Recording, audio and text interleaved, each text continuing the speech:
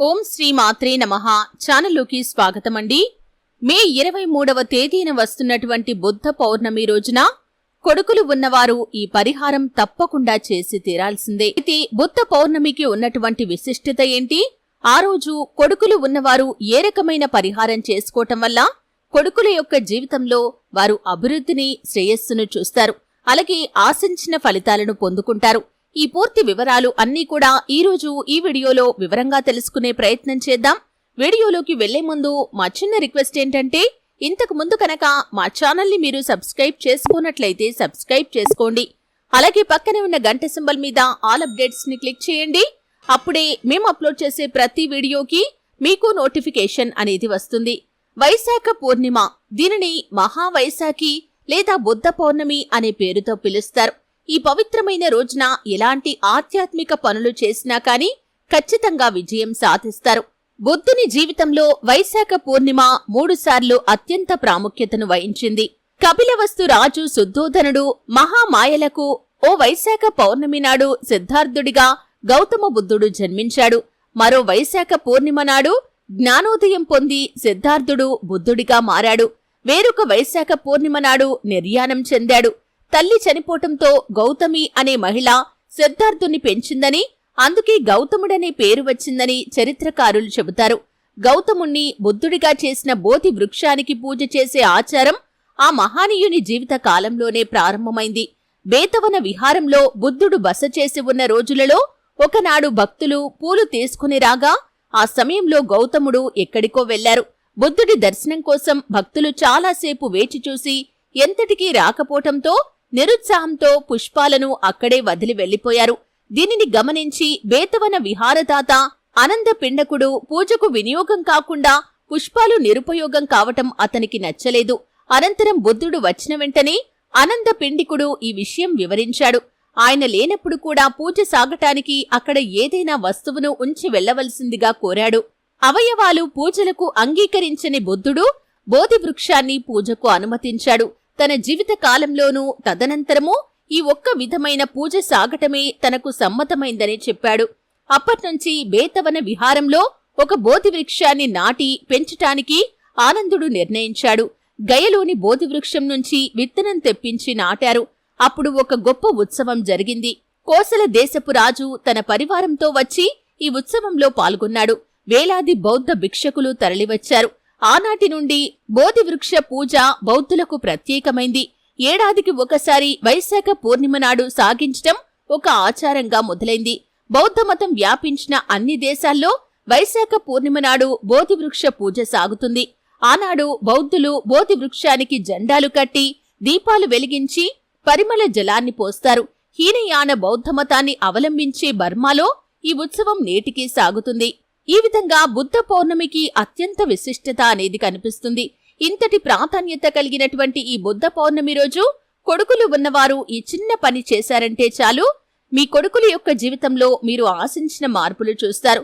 ముఖ్యంగా కొడుకులు ఉన్న ప్రతి తల్లి కూడా ఈ పరిహారం చేసుకున్నట్లయితే మీరు ఆశించిన ఫలితాలను మీ కొడుకుల యొక్క జీవితంలో మీరు చూస్తారు. అంటే మీ కొడుకులు చిన్నవారైతే కనుక ఒక రకమైన సమస్యలతో మీరు బాధపడతారు. ఒకవేళ వారు పెద్దవారైతే కనుక మరో రకమైన సమస్యలతో మీరు బాధపడతారు. చిన్నపిల్లల్లో మొండితనం, అలాగే చెప్పిన మాట వినకపోవటం, అలాగే అల్లరి చేష్టలు, అలాగే చదువులో రాణించలేకపోవటం, అనారోగ్య సమస్యలు, ఇటువంటి సమస్యలు చిన్నపిల్లల్లో తల్లిదండ్రులు గమనిస్తూ ఉంటారు. అలాగే పెద్దవారైతే కనుక కెరియర్ పరంగా అవకాశాలు రాకపోవటం, చదువులో ఉత్తీర్ణత సాధించలేకపోవటం, అలాగే ఉద్యోగ అవకాశాలు దొరకకపోవటం, ఆర్థికంగా వారు ఏదైనా అవకాశం కోసం ప్రయత్నం చేసినా కానీ ఆ అవకాశం చేయి దాటిపోవటం, ఇటువంటి పరిస్థితులు చూస్తూ ఉంటారు. అలాగే వారికి వివాహం కాకపోవటం, సంతానం కలగకపోవటం, కెరియర్ పరంగా ఇబ్బందులు, వ్యాపార జీవితంలో, ఉద్యోగ జీవితంలో వారు అనేక రకాల ఇబ్బందులు ఎదుర్కోవటం, ఇటువంటి సమస్యలు పెద్దవారిలో తల్లిదండ్రులు చూస్తూ ఉంటారు. అయితే మీ కొడుకులు ఎంత వయసు వారైనా సరే ఈ చిన్న పరిహారం మీరు బుద్ధ పౌర్ణమి రోజు చేశారంటే ఖచ్చితంగా వారి యొక్క జీవితంలో మీరు మార్పును చూస్తారు, ఆశించిన ఫలితాలను పొందుకుంటారు. దానికోసం మీరు చేయాల్సింది ఏమిటి అంటే గనక, ఈ బౌద్ధ పౌర్ణమి రోజు ఖచ్చితంగా మీరు ఇల్లంతా కూడా శుభ్రం చేసుకుని తలంటు స్నానం చేసుకోండి. అలాగే మీ కొడుకులకి కూడా తలంటు స్నానం చేయమని చెప్పండి. ఈ విధంగా చేసిన తర్వాత మీరు మీకు దగ్గరలో బోధి వృక్షం కనుక ఉన్నట్లయితే దాని దగ్గరికి వెళ్లి చెట్టు మొదట్లో నీళ్లు పోసి ఒకసారి నమస్కారం చేసుకుని మీ సంకల్పం చెప్పుకోండి. ఈ విధంగా చెప్పుకునే సమయంలో మీ కొడుకులను కూడా తీసుకుని వెళ్ళండి. మీరు ఎటువంటి ఫలితాన్నైతే మీ కొడుకుల యొక్క జీవితంలో ఆశిస్తున్నారో ఆ ఫలితం కలగాలని ఆ భగవంతుణ్ణి కోరుకోండి. మనసులో బుద్ధుడు చెప్పిన ఉపదేశాలను ఒకసారి మననం చేసుకోండి. అతను ఎటువంటి నీతి వాక్యాలైతే బోధించాడో వాటిని ఒకసారి మననం చేసుకుని మీ జీవితంలో మీరు శుభ ఫలితాలు పొందుకోటానికి మమ్మల్ని అనుగ్రహించమని మనసులో ఒకసారి వేడుకోండి. ఈ విధంగా చేసిన తర్వాత ఇంటికి వచ్చిన తర్వాత మీరు 11 రావి ఆకులను తీసుకొని ఆ రావి ఆకులను శుభ్రంగా కడిగి వాటికి గంధంతో అలాగే కుంకుమతో బొట్లు పెట్టి మీ ఇంటికి తోరణంలాగా కట్టండి. అలాగే మీ పూజా మందిరానికి కూడా తోరణంలాగా కట్టుకోవచ్చు.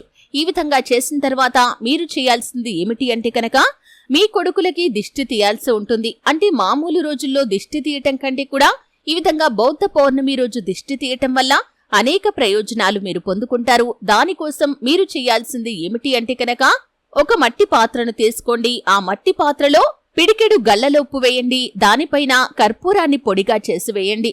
ఆ తర్వాత కొంచెం పసుపు కొంచెం కుంకుమ వేసి వాటన్నింటి మీద 2 లవంగాలను పెట్టండి. ఈ విధంగా పెట్టిన తర్వాత ఆ యొక్క మట్టి పాత్రను మీ కొడుకుల చుట్టూ తిప్పండి. అంటే వారిని తూర్పు ముఖంగా ఒక పీట వేసి కూర్చోబెట్టి వారి చుట్టూ సవ్య దిశలో 3 సార్లు అపసవ్య దిశలో 3 సార్లు ఈ విధంగా మట్టి పాత్రతో తిప్పిన తర్వాత మీరు ఆ యొక్క మిశ్రమం ఏదైతే ఉందో అంటే మీరు దిష్టి తీసిన పదార్థాలన్నీ ఏవైతే ఉన్నాయో నిర్జన ప్రదేశంలో కానీ లేకపోతే ప్రవహించే నీరు మీకు దగ్గరలో ఉన్నట్లయితే దాంట్లో కాని పారవేసిరండి. ఎందుకంటే ఈ విధంగా బౌద్ధ పౌర్ణమి రోజు మీరు దిష్టి తీశారంటే వారిపై ఉన్నటువంటి నెగటివ్ ఎనర్జీ అంతా కూడా బయటకు వెళ్లిపోతుంది. వారి మనస్సు చాలా ప్రశాంతంగా మారుతుంది. అలాగే వారి యొక్క జీవితంలో ఎటువంటి మార్పులనైతే మీరు ఆశిస్తున్నారో అటువంటి మార్పులు ఖచ్చితంగా కలిగి తీరతాయి. వారి జీవితంలో శ్రేయస్సును అభివృద్ధిని వారు పొందుకుంటారు. ఈ విధంగా దిష్టి తీసిన తర్వాత ఆ పదార్థమంతా కూడా బయట పారవేసి వచ్చిన తర్వాత మీరు ఆ మట్టి పాత్రను శుభ్రంగా కడిగి పక్కన పెట్టేసి కాళ్ళు చేతులు శుభ్రంగా కడుక్కొని ఇంట్లోకి ప్రవేశించండి. అలాగే మీ కొడుకులను కూడా వెళ్లి వీలైతే స్నానం చేసి రమ్మని చెప్పండి. ఈ విధంగా చేసిన తర్వాత మీ చేతితో ఏదైనా తీపి పదార్థాన్ని వారికి తినిపించండి. అలాగే ఖచ్చితంగా వారికి నుదుటన కుంకుమ బొట్టు కూడా పెట్టండి. అలాగే మీరు కూడా కుంకుమ బొట్టు పెట్టుకోండి. అలాగే మీ పూజా మందిరంలోకి వెళ్లి ఒకసారి ఆ భగవంతుడికి నమస్కారం చేసుకోండి. ఒకవేళ బుద్ధుడి ఫోటో మీ ఇంట్లో ఉన్నట్లయితే కనుక బుద్ధుడికి కూడా ఒకసారి నమస్కారం చేసి ఆయన చెప్పిన నీతి వాక్యాలు ఒకసారి మనసులో మననం చేసుకోండి. అలాగే మరొకసారి మీ సంకల్పం చెప్పుకోండి. ఈ విధంగా కనుక చిన్న పరిహారం మీరు బౌద్ధ పౌర్ణమి రోజు చేశారంటే అంటే దిష్టి తీయటం అనేది చాలా సందర్భాల్లో చేస్తూ ఉంటారు. కానీ ఈ విధంగా ప్రత్యేకించబడిన రోజుల్లో దిష్టి తీయటం వల్ల ఖచ్చితంగా శుభ ఫలితాలైతే పొందుకుంటారు. మీ కొడుకుల యొక్క జీవితంలో మీరు ఆశించిన మార్పును చూస్తారు కదండి. బౌద్ధ పౌర్ణమి రోజు కొడుకులు ఉన్నవారు చేయవలసినటువంటి పరిహారం ఏంటో తెలుసుకున్నారు. ఈ పరిహారం చేయటం వల్ల వారి జీవితంలో వచ్చేటటువంటి మార్పుల గురించి కూడా తెలుసుకున్నారు. వీడియో నచ్చితే ఖచ్చితంగా లైక్ చేయండి. మరిన్ని మంచి వీడియోల కోసం ఇప్పుడే మా ఛానల్ని సబ్స్క్రైబ్ చేసుకోండి.